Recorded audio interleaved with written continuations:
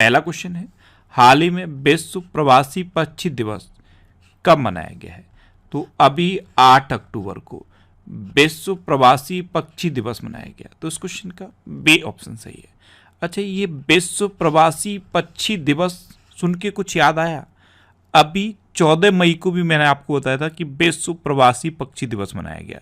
तो 14 मई को भी विश्व प्रवासी पक्षी दिवस मनाया गया था, और अब 8 अक्टूबर को भी विश्व प्रवासी पक्षी दिवस मनाया गया है। तो ये साल में 2 बार मनाया जाता है, मई के सेकंड सैटरडे को और अक्टूबर के सेकंड सैटरडे को विश्व प्रवासी पक्षी दिवस मनाया जाता है। अच्छा, मनाया क्यों जाता है? तो प्रवासी पक्षी हमारे और हमारे पारिस्थितिकी तंत्र के लिए बहुत इम्पोर्टेंट हैं, इसलिए हर साल मई और अक्टूबर के सेकंड सैटरडे को विश्व प्रवासी पक्षी दिवस मनाया जाता है। अच्छा, अभी 1 अक्टूबर को अंतर्राष्ट्रीय वृद्धजन दिवस, राष्ट्रीय स्वैच्छिक रक्तदान दिवस, विश्व शाकाहारी दिवस और अंतर्राष्ट्रीय कॉफी दिवस मनाया गया। 2 अक्टूबर को अंतर्राष्ट्रीय अहिंसा दिवस और स्वच्छ भारत दिवस मनाया गया। स्वच्छ भारत दिवस पर मैंने आपको बताया था कि इस बार फिर से भारत का सबसे स्वच्छ शहर बना है इंदौर, और भारत का सबसे स्वच्छ राज्य कौन सा बना है? मध्य प्रदेश। अच्छा, अभी 8 अक्टूबर को विश्व पर्यावरण दिवस मनाया गया। 4 अक्टूबर को विश्व पशु दिवस मनाया गया। 5 अक्टूबर को विश्व शिक्षक दिवस मनाया गया। 7 अक्टूबर को विश्व कपास दिवस और विश्व मुस्कान दिवस मनाया गया। तो अब तक अक्टूबर में इतने इंपॉर्टेंट डे मनाए गए हैं, ये आपको याद रखने हैं।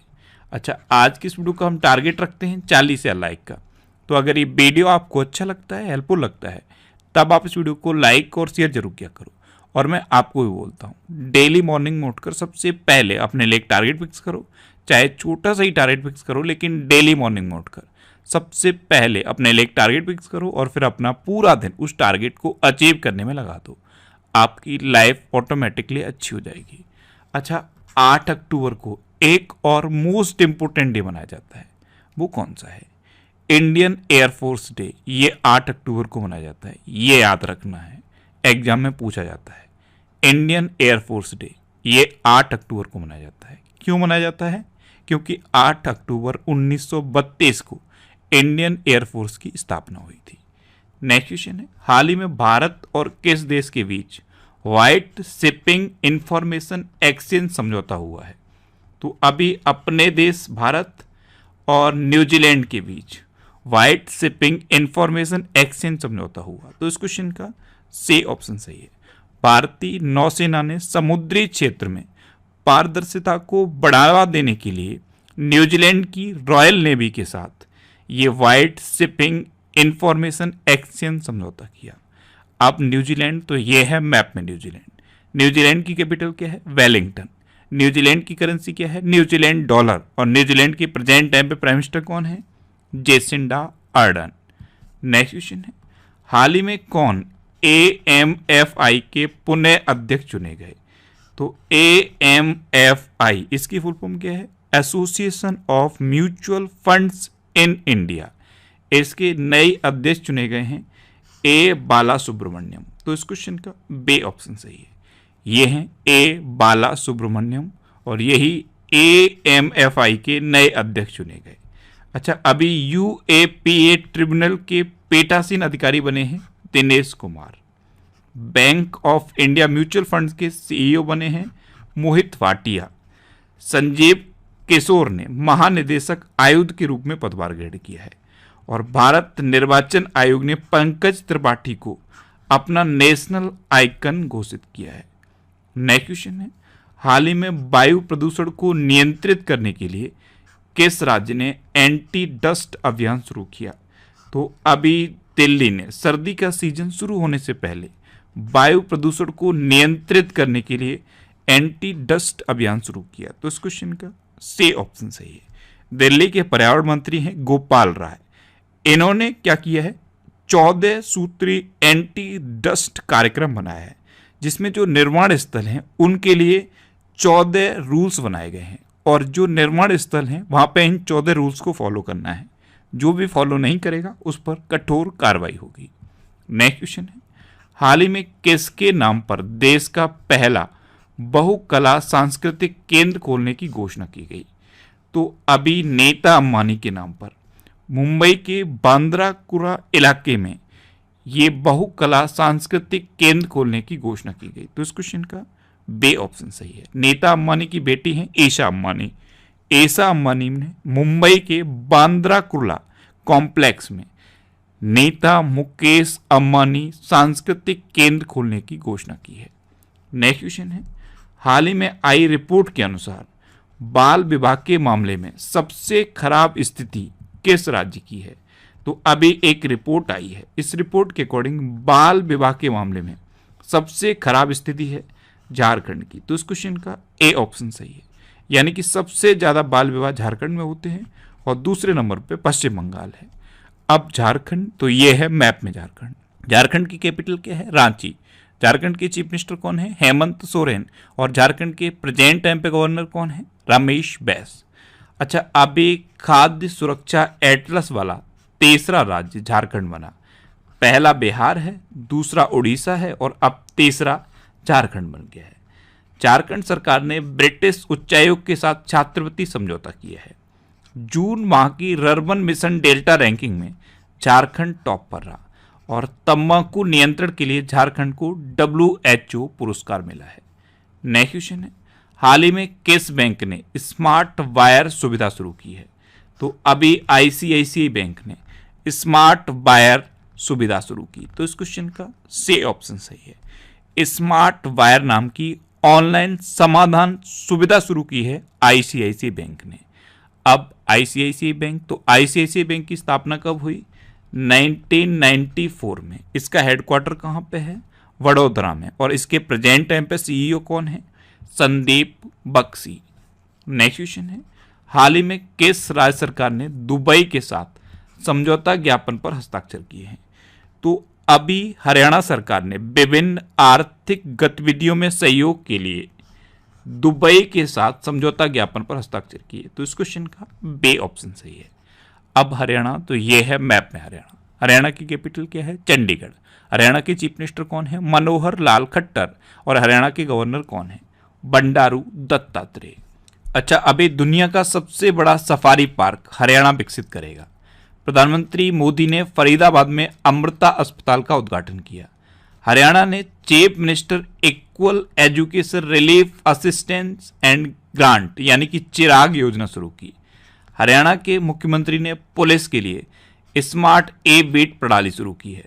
हरियाणा के मुख्यमंत्री ने सोनू फोगाट की पुस्तक अष्टांग योग का विमोचन किया। और हरियाणा सरकार ने इजराइल के साथ जल सहयोग समझौते पर हस्ताक्षर किए हैं। नेक्स्ट क्वेश्चन है, हाल ही में गल्फ ऑयल ने कैसे अपना ब्रांड एम्बेसडर नियुक्त किया? तो गल्फ ऑयल ये एक लुब्रिकेंट की कंपनी है। इसने स्मृति मंदाना को अपना ब्रांड एम्बेसडर अपॉइंट किया। तो इस क्वेश्चन का ए ऑप्शन सही है। आपको पता है गल्फ ऑयल के पहले से ब्रांड एम्बेसडर हैं महेंद्र सिंह धोनी और हार्दिक पांड्या। अब गल्फ ऑयल ने स्मृति मंदाना को भी अपना ब्रांड एम्बेसडर डिक्लेयर किया है। अच्छा, अभी फायर वोल्ट ने कियारा आडवाणी को अपना ब्रांड एम्बेसडर नियुक्त किया। हीरो मोटोकॉर्प का नया ब्रांड एम्बेसडर रामचरण को घोषित किया गया। UAE की प्रमुख स्वास्थ्य सेवा कंपनी वुर्जिल होल्डिंग्स ने शाहरुख खान को अपना ब्रांड एम्बेसडर नियुक्त किया है। और नॉइस ने अपनी नई स्मार्ट वॉच के लिए वाणी कपूर को ब्रांड एम्बेसडर के रूप में चुना है। नेक्स्ट क्वेश्चन है, कैसे दिल्ली सरकार से गृह सचिव के रूप में नियुक्त किया गया? तो अभी दिल्ली सरकार के गृह सचिव के रूप में अश्विनी कुमार को नियुक्त किया गया। तो इस क्वेश्चन का बे ऑप्शन सही है।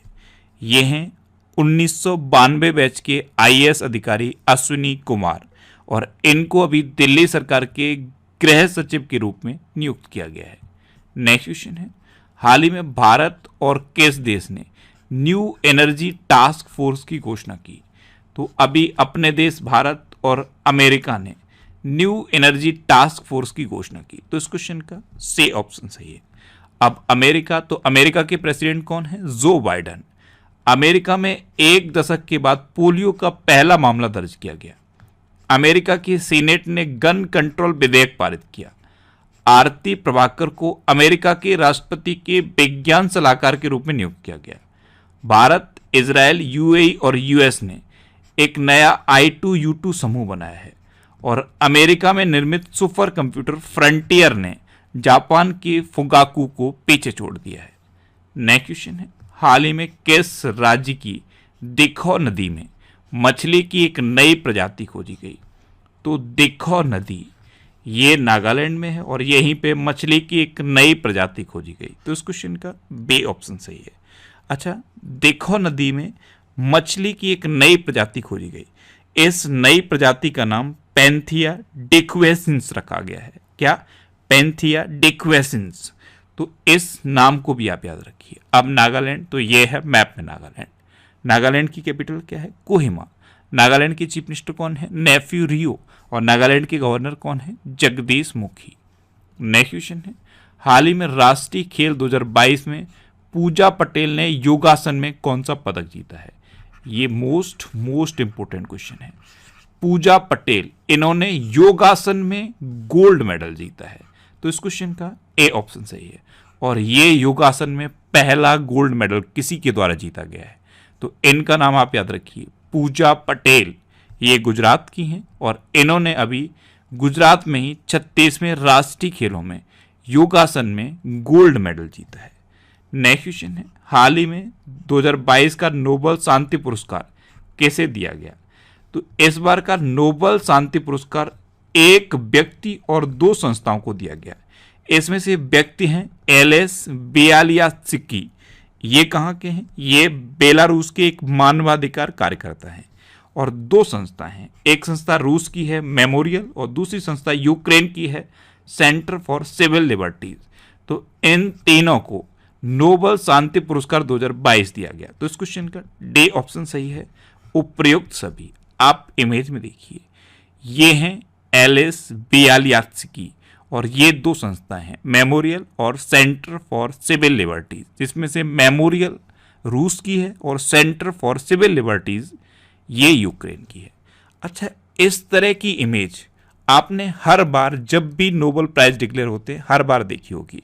जैसे ये एलिस की इमेज है, इनकी एक्चुअल इमेज भी तो दिखाई जा सकती है, लेकिन जब जब नोबेल पुरस्कार की घोषणा होती है इसी तरह का इलिस्ट्रेशन या फिर इसे आप पोर्ट्रेट भी कह सकते हो, इसी तरह का पोर्ट्रेट बनाया जाता है।